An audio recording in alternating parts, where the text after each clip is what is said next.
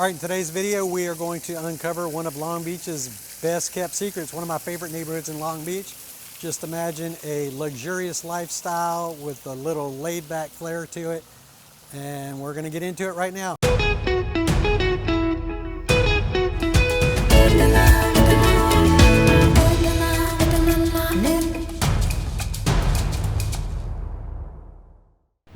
Okay, we're in the neighborhood of Naples Island today. We're going to take a look at 3 different homes at 3 different price points, talk about the history of the city, look at its location, and why you might want to move here. So stick around and let's get into it.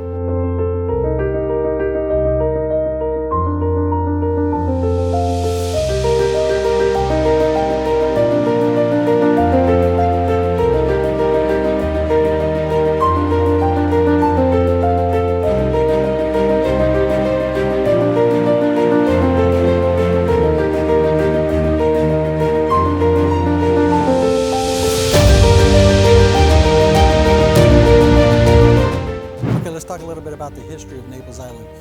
It was purchased in 1903 by Alan Parsons, who envisioned like an Italian village here. This land used to be marshland, and at high tide, the whole thing would be covered up by water. So it's in the Alamitos Bay area of Long Beach, kind of in between Long Beach and Seal Beach, right in that area. Parsons raised $500,000 and in 1905 started developing the land. Can you imagine $500,000? You know, I don't know what that equates to these days, but the amount of wealth that this piece of land had brought him. I mean, there's $1 million homes all over this island, and there's a lot of them too. Great investment. Naples also has a lot of parks, like the La Bella Fontana di Napoli. I probably hacked that up really bad, but it's a really cool park in the center of the island. We also have Colonnade Park, which is out over, kind of overlooking the water. It's just it's an open piece of grassland for you to go hang out with. But this, Naples Island has a lot of parks on it. Plenty of things to do outside. And if you have a boat, you can't beat this place.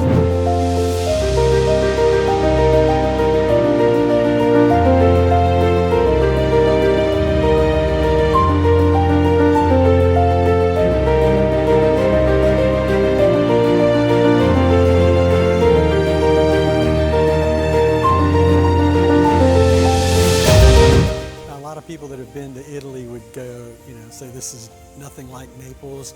And it's not. It's more like Venice, but when they went to pick the name, Venice, California was already taken, so they voted and the people chose the name Naples, so that's why it's called Naples, even though it looks a lot like Venice.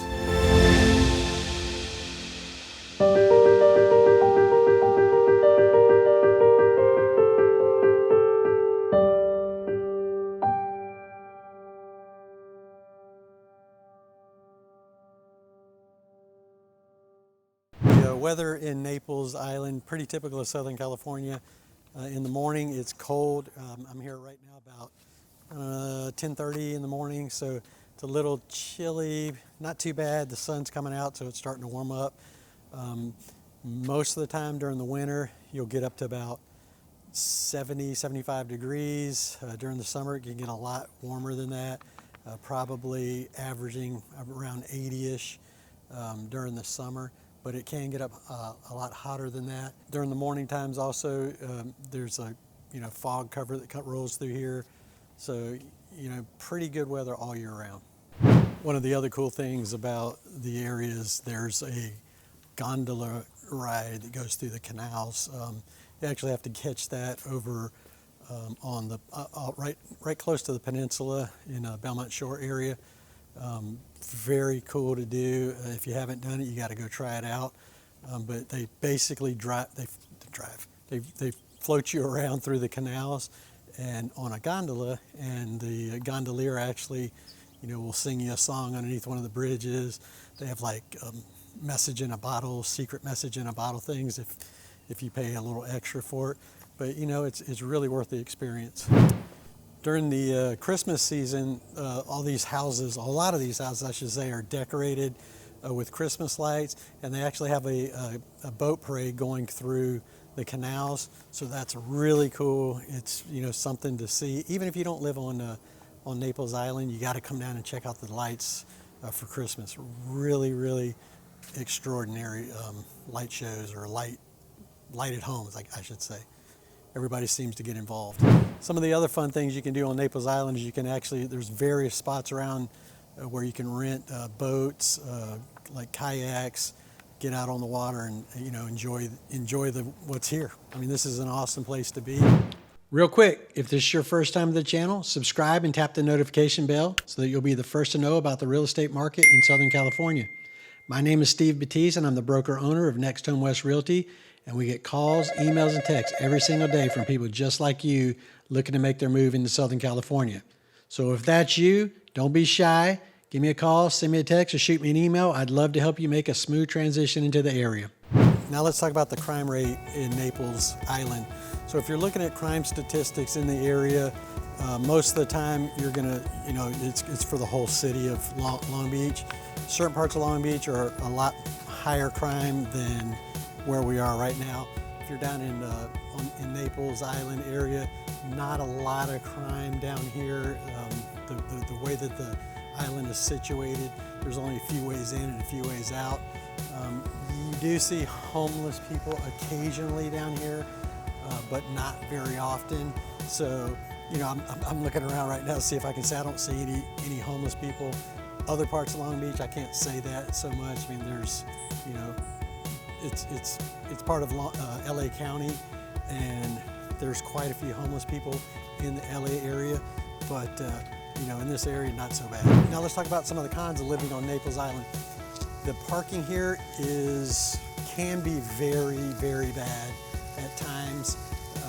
You know, the streets are very narrow, so sometimes you have to pull off to the side and let people pass by you. There's a lot of one-way streets because the streets are just too narrow. So if you're actually looking to buy down here, I would definitely make sure that you have an adequate garage or adequate parking for, you know, the amount of vehicles that you have. One of the other things too would be getting in and out of Naples Island at certain times can be, you know, there's only a few roads in and a few roads out. Not too bad, not too much to worry about there, but it is a little bit further away because of that, and because the streets are so narrow, sometimes going in and out, you know, it's a little slower, let's just put it that way.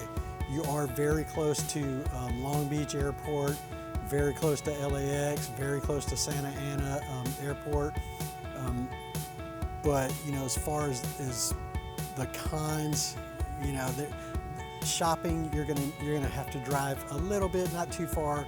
There's several grocery stores around here that are within, I would say, like a mile of the area. So just keep that in mind. Some of the pros, though, we are very close to Belmont Shore, which is, I mean, basically Restaurant Row. There's tons of restaurants over there. You could actually walk there. There's a lot of good restaurants down on Naples that are like extraordinary. There's a Naples barbecue spot that's phenomenal. Great barbecue. It's like, you know, it's almost as good as you can find in the South. I'm not gonna say it's as good as the South because I'm gonna get a lot of haters over that, but it's pretty damn good. You know, you can also walk to the marina. You can walk to 2nd and PCH, which is a little shopping center, which is right up over the bridge. So very, very close proximity to a lot of shopping, a lot of restaurants, a lot of nightlife. So if that's what you're into, Naples is a spot for you. And the good thing is, once you get back out on Naples Island, once you get home, you're not gonna have a lot of noise or a lot of traffic through here because it is very secluded. One of the other things too is if you're looking in Los Angeles area or downtown Los Angeles for a home, I mean, you can get into Naples Island in a condo for about, I'm gonna say 600,000 starting. I know there's been a few that have sold this year for about $545 for a condo. HOAs are going to be a little higher on those condos than you would find on a lot of condos elsewhere. all the way up to, you know, $6, $7, $8 million actually on Naples Island. But those homes are going to come with a you know, nice big pier, like right up on the water, a good size home. If you were to look for something very similar in Los Angeles, I would venture to say you're going to pay a lot more money for it. So you're a little more secluded in, you know, Naples Island than you would be in Long Beach, but you know, everything's here. We have everything, so keep that in mind. So with that, let's go take a look at some of the homes in the area.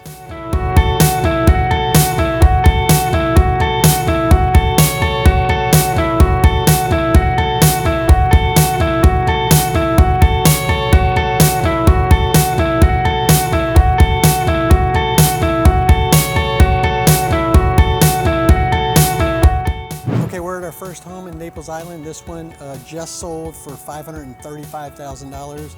It is a 703 square foot, 1 bedroom, 1 bath condo, and it's pretty close to 2nd Street, so it's easy in, easy out access.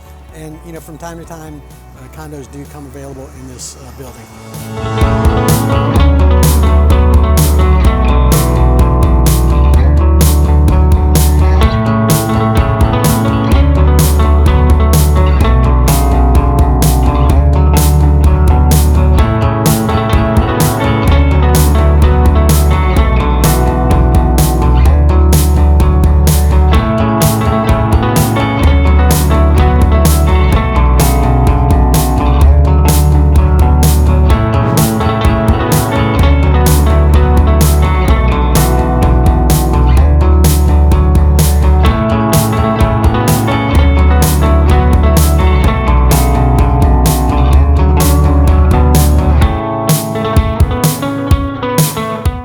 Okay, now we are at our second house on Naples Island. This home is listed at $2,495,000. It is a 4 bedroom, 3 bath, 2,492 square foot home. It is really nice. It's on a tight street right here. I'll show you that in a minute, but just take a look.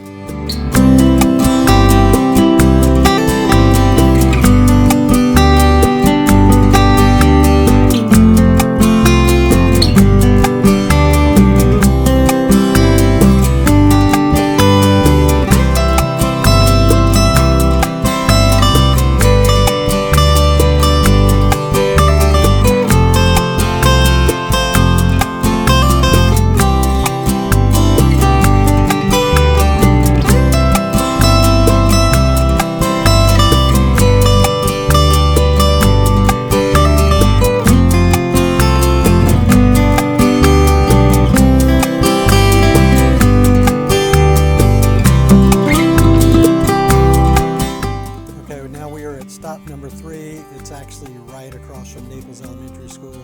This home just sold, and it was listed for $7,779,000, sold for $5,800,000, so it went up in price.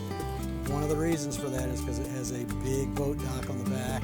On Naples Island, if you're out on the outer part of the island, on the canals, you can actually get bigger boats in and out. Versus if you're on the inner canals, there's a lot of bridges that go over, and you know, the tall boats just can't go through there. So that's one of the reasons that homes on the outer part are more expensive.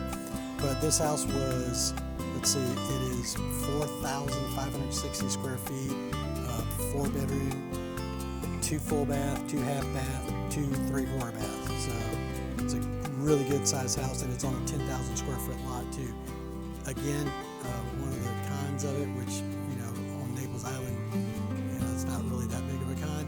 You're right across from an elementary school. You know, in general, you want to, you know, if you have young kids, great. They can just send them across the street to go to school.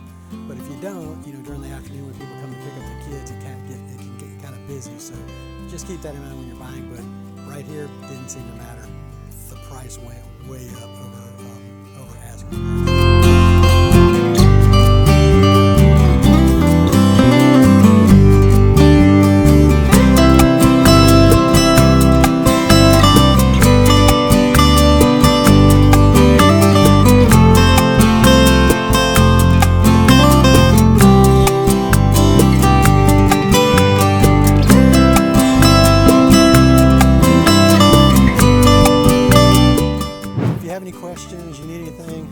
shoot me a text, give me a call, or send me an email. And all the information is in the description below, and I would love to help you out.